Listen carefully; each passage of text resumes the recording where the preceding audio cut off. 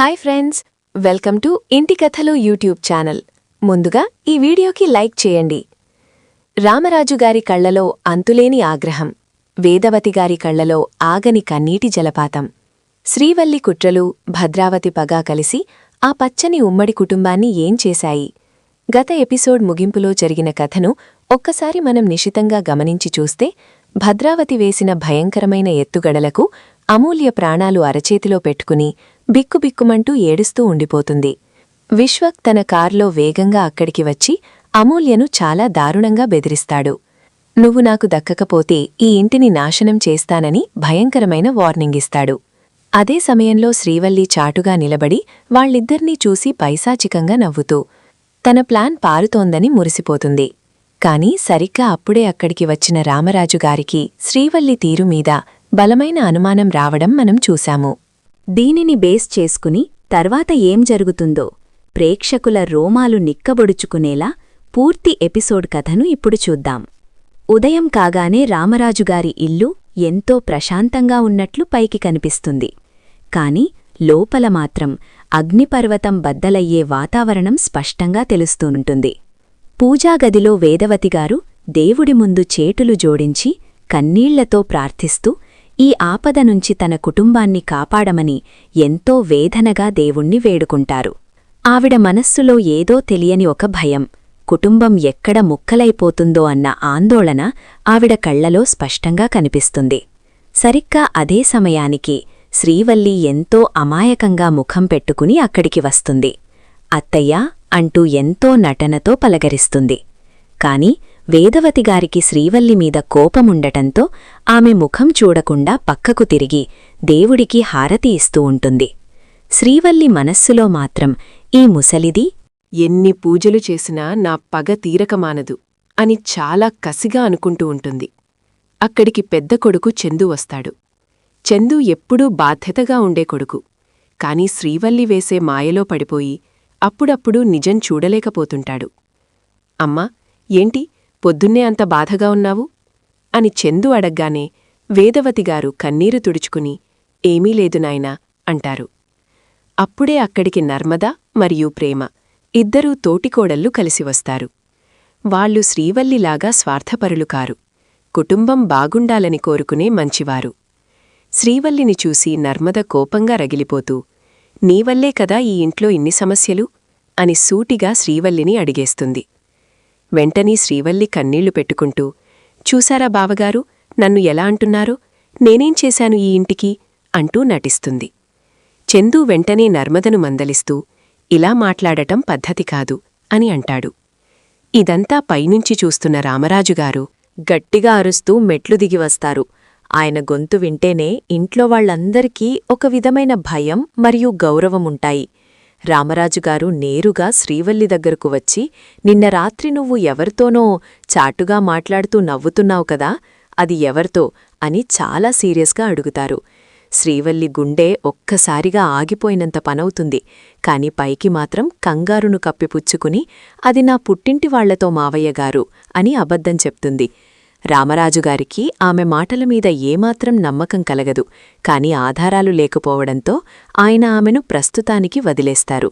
కాని ఆయన మనస్సులో మాత్రం శ్రీవల్లి మీద ఒక కన్నేసి ఉంచాలని గట్టిగా నిర్ణయించుకుంటారు. మరోవైపు అమూల్య తన గదిలో ఒంటరిగా కూర్చుని గతరాత్రి విశ్వక్ తనను కారులో వచ్చి బెదిరించిన సంఘటనను తలుచుకుని భయంతో వణికిపోతూ ఆపుకోలేక ఏడుస్తూ ఉంటుంది. అప్పుడే అక్కడికి వచ్చిన సాగర్ ఆమెను చూసి అమూల్యా, ఎందుకలా ఏడుస్తున్నావు అని దగ్గరకు తీసుకుని ఎంతో ఆప్యాయంగా అడుగుతాడు. అమూల్య తన భయాన్ని సాగర్తో పంచుకోలేక ఏమీ లేదు మావయ్యా అని అబద్ధం చెప్తుంది. కాని సాగర్ ఆమె భయాన్ని పసిగట్టి ఖచ్చితంగా ఆ విశ్వగ్గాడే నిన్ను భయపెట్టి ఉంటాడు, వాడి సంగతి నేను చూస్తాను అని అంటాడు. కాని అమూల్య సాగర్ను ఆపుతూ వద్దు మావయ్యా, వాడు చాలా ప్రమాదకరమైనవాడు అని అంటుంది. కుటుంబం కోసం తన ప్రాణాలు పణంగా పెట్టినా సరే వాడిని వదిలిపెట్టను అని సాగర్ అంటాడు. ఇంతలో భద్రావతి తన విలాసవంతమైన ఇంట్లో కూర్చుని ఫోన్లో శ్రీవల్లితో మాట్లాడుతుంది. శ్రీవల్లి చాటుగా గదిలోకి వెళ్లి తలుపు వేసుకుని భద్రావతితో తన ప్లాన్ చెప్తుంది. చూడు భద్రావతి, ఈరోజు ఇంట్లో వాళ్లంతా కలిసి గుడికి వెళ్లే ఏర్పాటు నేను చేస్తాను. అదే అదనుగా ఆ విశ్వజ్ఞు తీసుకుని నువ్వు గుడి దగ్గరకురా. అమూల్యను అక్కడ్నుంచే మాయం చేసేద్దాం అని కుట్ర పన్నుతుంది. భద్రావతి క్రూరంగా నవ్వుతూ, సరే శ్రీవల్లి, ఆ రామరాజుగాడి పరువు బజారున పడాలి. ఆ వేదవతి కన్నీళ్లతో నా కాళ్ల దగ్గరకు రావాలి. అదే నా అసలైన లక్ష్యం అని అంటుంది. వీళ్ళిద్దరి భయంకరమైన కుట్ర తెలియని ఆ అమాయక కుటుంబం గుడికి బయల్దేరుతుంది.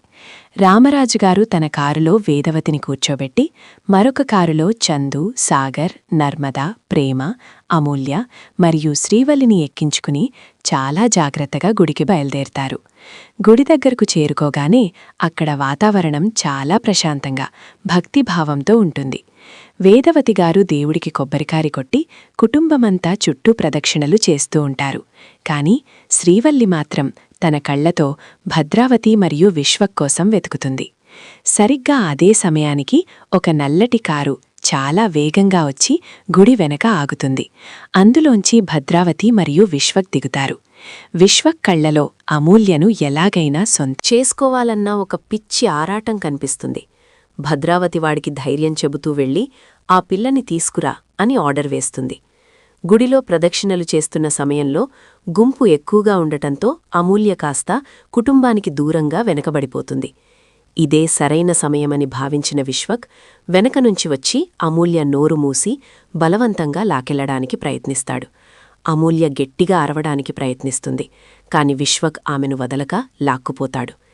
ఇదంతా దూరంగా నిలబడి చూస్తున్న శ్రీవల్లి పెదవులపై ఒక క్రూరమైన చిరునవ్వు వస్తుంది. ఎట్టకేలకు నా పగ తీరిపోతోంది అనుకుంటుంది. కాని దేవుడి మీద భారం వేసిన వేదవతిగారి ప్రార్థన వమ్ము కాలేదు. సరిగ్గా అదే టైంలో రామరాజుగారు వెనక్కి తిరిగి చూస్తారు. అమూల్య కనిపించకపోవటంతో ఆయన గుండె ఒక్కసారిగా కీడును శంకిస్తుంది. వెంటనే ఆయన చూపులు గుడి వెలుపలికి వెడతాయి. అక్కడ విశ్వక్ అమూల్యను కారులోకి బలవంతంగా ఎక్కిస్తున్న దృశ్యం కనిపిస్తుంది. రామరాజుగారు సింహంలా గర్జిస్తూ ఒరేయ్ అంటూ ఒక్క ఉదుటున అక్కడికి పరిగెత్తుతారు. ఆయన అరుపు విన్న చందు, సాగర్ కూడా వెంటనే ఆయన వెనుక పరిగెత్తుకుంటూ వస్తారు. రామరాజుగారు కారు దగ్గరకు చేరుకునేలోపే విశ్వక్ కారు స్టార్ట్ చేయడానికి చూస్తాడు. కాని రామరాజుగారు కారు అద్దం పగలగొట్టి విశ్వక్ కాలర్ పట్టుకుని బయటకు లాగుతారు. ఒక్కసారిగా గుడి దగ్గర వాతావరణమంతా తీవ్రమైన ఉద్రిక్తతతో నిండిపోతుంది. రామరాజుగారు విశ్వక్ను పట్టుకుని చాలా దారుణంగా కొట్టడం ప్రారంభిస్తారు. నా ఇంటి ఆడపడుచు మీద చెయ్యి వేస్తావా? నీకెంత ధైర్యంరా అంటూ ఉతికేస్తారు. విశ్వక్ కిందపడి నెత్తురు కక్కుకుంటాడు. అప్పుడే అక్కడికి భద్రావతి వస్తుంది. రామరాజుగారిని ఆపడానికి ప్రయత్నిస్తుంది.